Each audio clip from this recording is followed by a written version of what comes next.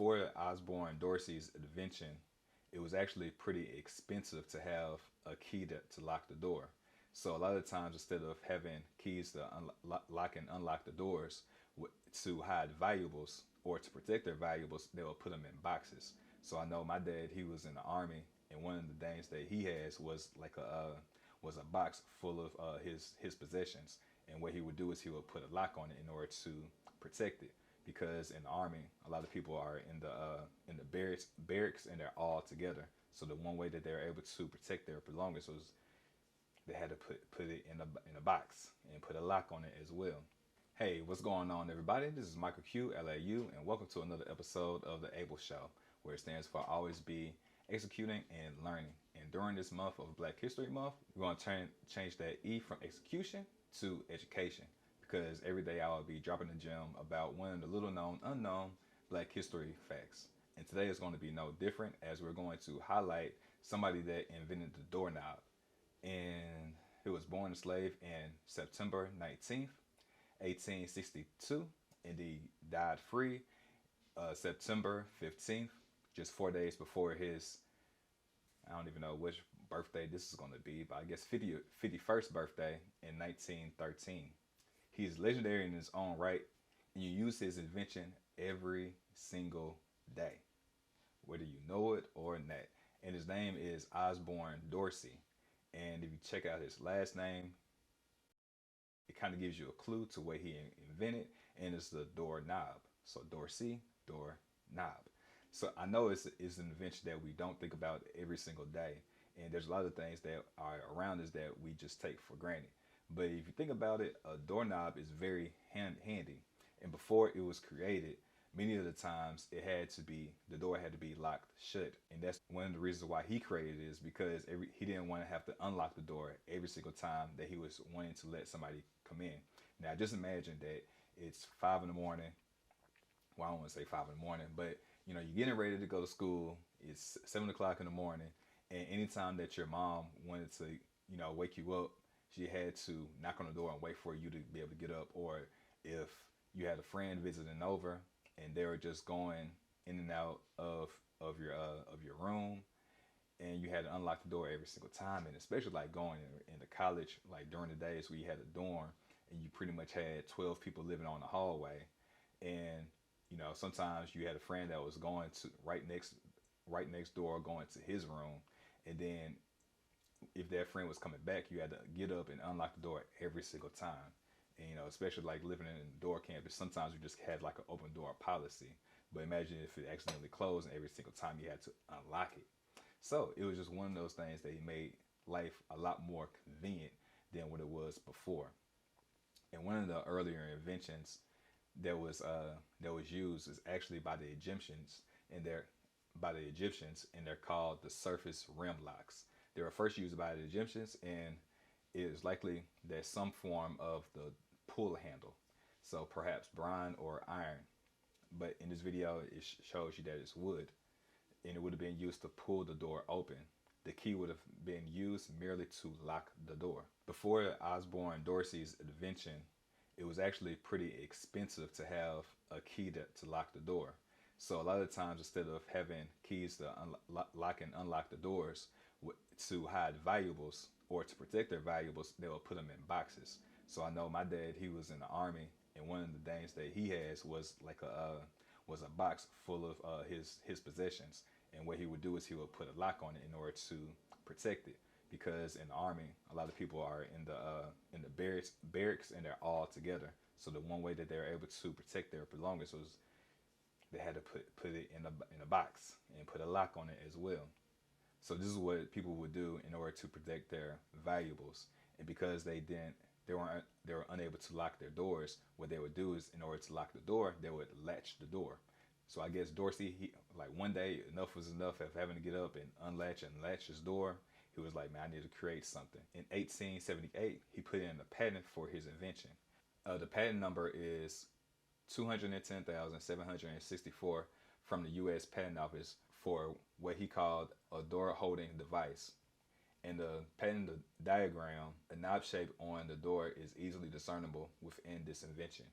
So The important thing about this is that it actually made it easier for them to be able to open the door. He designed a device that would allow people to open doors without having to use their hands and arms. The invention also allowed people to open and close doors with just a flick of a finger, which made life easier for everyone. And if you think about how easy it is to open and close doors now, and the different inventions that we have to, gain entry, we have like automatic sliding doors, and we have, the things that we could push. I forget what they're called, but they go around in a circle.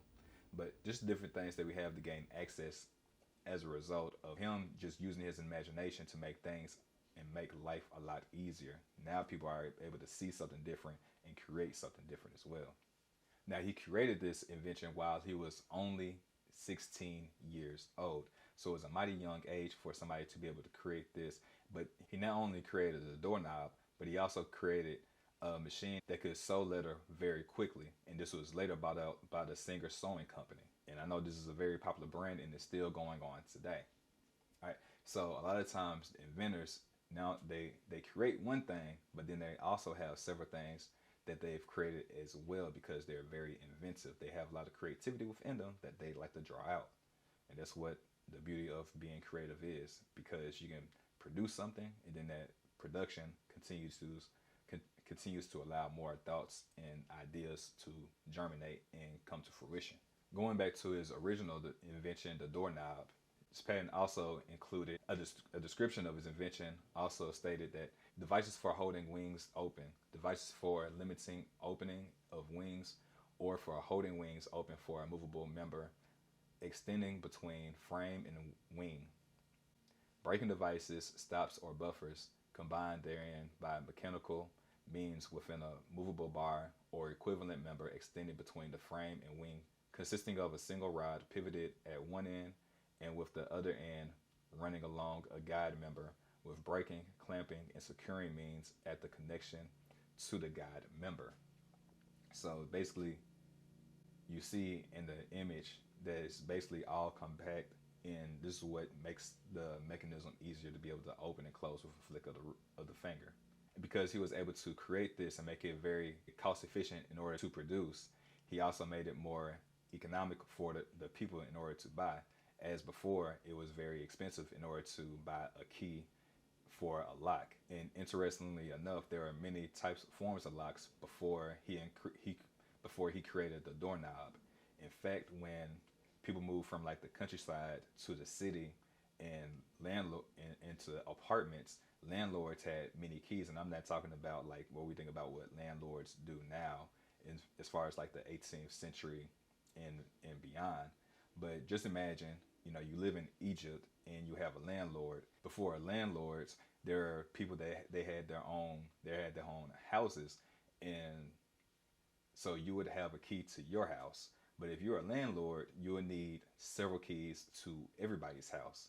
So during this time where people were moving into cities, it was very easy for people to vandalize from one apartment to the next, because if something happened with the door, or the person lost their key, it will make it easier for the door to be wide open. And I'm pretty sure it was hard to reproduce the key for the tenants that lived in them. So imagine that you're a landlord, you have all of these tenants living in the dwelling places, and then now you have to be able to do another key. You have all the keys, you have all the access, but then now you run into all of these different problems. So I'm not exactly sure how the landlords back then, they handled the situation. So because this was a problem, they had to create a new type of lock, and that's when the deadbolt lock was created. So then they'll be able to gain access to their specific house, and it wouldn't be an issue as far as people breaking in and out. And with the different types of locks, there's going to be different types of keys that are going to be able to access and be able to go through the chambers and unlock them. And as you saw in the video with the the surface rim locks, you can see how there are points to the wooden key that was able to unlock the lock. So that's the brief history of doorknobs and why it was vitally important that Dorsey Osbourne created it, because he really changed the way that things were done. Before then, you had to get up and unlock every time somebody knocked on the door with the latch. And one thing that's interesting is during the World War II, that when many of the men were out fighting on the battlefields, the women that are left behind, they had to pick up jobs as well. So when their kids got home, there was nobody home, and that's when the latchkey kid was born. So basically, a latchkey kid is somebody that gets home. They don't have any parental supervision, so they have to be able to take care of themselves. So the latchkey is literally a necklet, a latch that goes around your neck, and it has a key on it. And they'll be able to have access into the house. And pretty much when they get inside, they will lock the doors and they'll put the latch on the door. And that's how they got the infamous name, the Latchkey Kid, because they were pretty much supervising their own selves while their dad was out at war and their mom was at work until the mom got home to be able to give parental supervision over them. So they were pretty much raising themselves, babysitting themselves, and that answering the door. That was one of the key things that I know I was told when I got home to open the door for anybody. And if you enjoyed this video, like, share, and subscribe, and smash that notification bell so then you can get the next video when it drops tomorrow, as I'm going 28 for 28 during the month of Black History Month. And if you enjoyed this video, check out this video as it talks about how a former slave created one of the first schools on the island of Hawaii, specifically Maui. All right, and that woman's name is Betsy Stockton. All right, y'all stay for infinitely fit and for infinitely blessed.